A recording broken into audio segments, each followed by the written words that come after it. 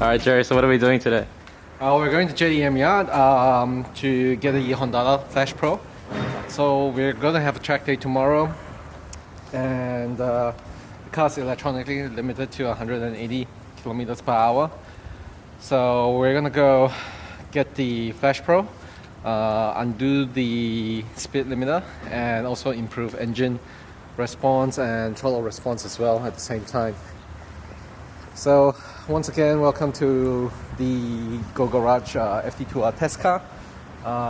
This car will eventually be available for everyone to test drive before they order an FD2R from us from Japan, or they buy an FD2R. So this is also the platform for us to learn more about tuning and feeling these cars for the street and track. So get in and we'll head on to JDMYard. Wait, so what's the main difference the flash tune is going to make besides removing the speed limiter? So I will also adjust FU ratio. What JDMYard has done was they borrowed one of our customers' FD2R, Gavin's FD2R, and did dyno runs, multiple dyno runs, road testing to find the best optimum tune for FD2R with basic bolt-ons such as intake and catback exhaust. So the flash is available directly from JDMYard. If you buy it, if you buy FD2R through us, you get it at a discounted price of $1,280, including GST. So this is just the flash using the master's license. You do not need to buy the Flash Pro unit itself, which will cost another $1,300 to $1,400 on top of getting the flash. So the $1,280 is just the flash. You have a master's license. Now what that does is actually not only removes the speed limiter, it also optimizes the air fuel ratio for Australian fuel, which is obviously 98 octane. In Japan they use about 100 octane fuel, and in reality it's actually much higher octane than the fuel we get here. So most owners will kind of detect that there's a slight pinging at high revs for when they're driving the FD2 Type R hard, and that's the result of having poor quality fuel, not suited to the tuning in Japan. So that's one thing they do, and also they also increase the throttle sensitivity of the drive-by-wire throttle. Becomes more responsive, but not too responsive where it becomes very, very jerky and terrible to handle. It just makes the whole car feel more alive and responsive when you drive it. So that is basically the gist of getting the Flash Pro, or getting a flash done at JDMYard for your FD2R. Alright, we're pulling up to JDMYard.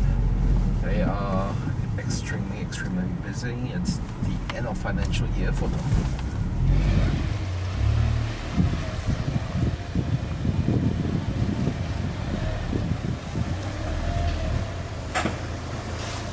Alright, so we got the Flash Pro from JDMYard, and now we're gonna go get Kit to upload the Flash for us. Let's go. Put the Flash Pro here. So inside you've got the Flash Pro unit. It's got a port here for you to upload the maps into. This one plugs into the ODB port. Cable for you. Instructions, manuals, and stickers. So I'll give this to Kit, the master mechanic at JDMYard, and he'll sort it out for us. Easy. Easy. Easy, he said. So this just goes in OBD, and you can flash it from there. Just plugs into every port. That's crazy. No, so Keith, can you explain what we're doing now? So we just plugged the Honda Flash Pro into the OBD port. And so what are we doing now? Actually, just getting ready, plug it into the laptop, and get it registered. Alright, so is there any special software that you need, or? There is a Honda Flash Pro Okay. software. Let's just hope we don't need to update. Right, okay. So can anyone get this, or is it better for someone if they buy this to come to a place like JDMYard to get it done? There's always a base map that you can actually upload, but we do have a tune map for a stock car. Mm-hmm.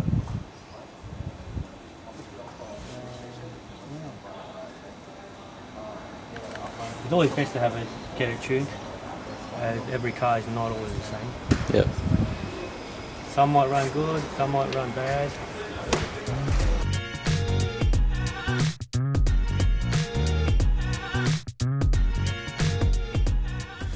And that was that, 15 minutes in and out. Ready to race. And then we spent 30 minutes talking about other cars. Crushing RX-7s.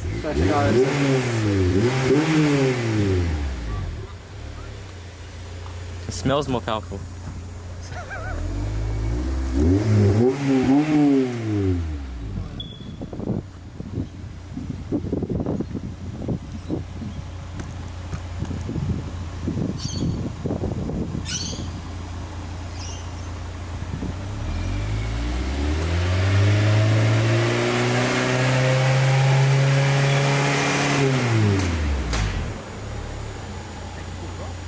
Yeah, well. Yeah. Với tờ không đó nó không thầm mà cơ.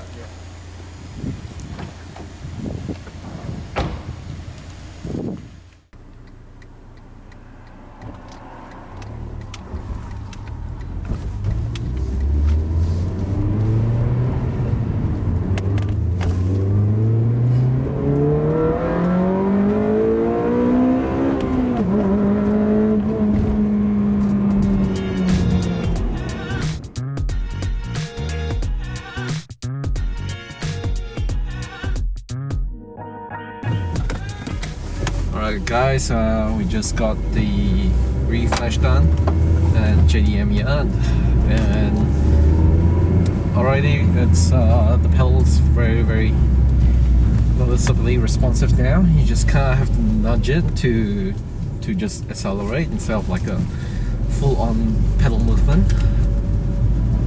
It's very easy to control with just the ball of your foot. Now, You actually feel a difference? yeah, big difference. The butt dyno? But dyno, I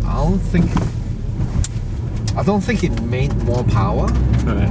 but I think it's a lot easier to drive, and I think it's also a bit torquier, but that could be from the more sensitive throttle control. So, you know, instead of the drive-by-wire delaying the car, the throttle response, it's relaying it straight directly to the ECU without ramping down or ramping up the sensitivity.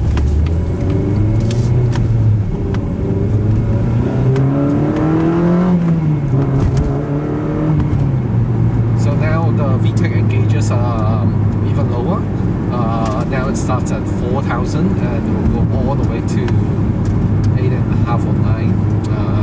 You'll find out at the track. Not the best time to find out now in the back streets of Mexico. Back streets of Mexico, yes. Yeah, they're currently driving in the back streets of Mexico. But yeah, the character of the car has definitely noticeably changed. It's not as lethargic as before. Of course, this is like down to the throttle response and also the lower VTEC changeover point.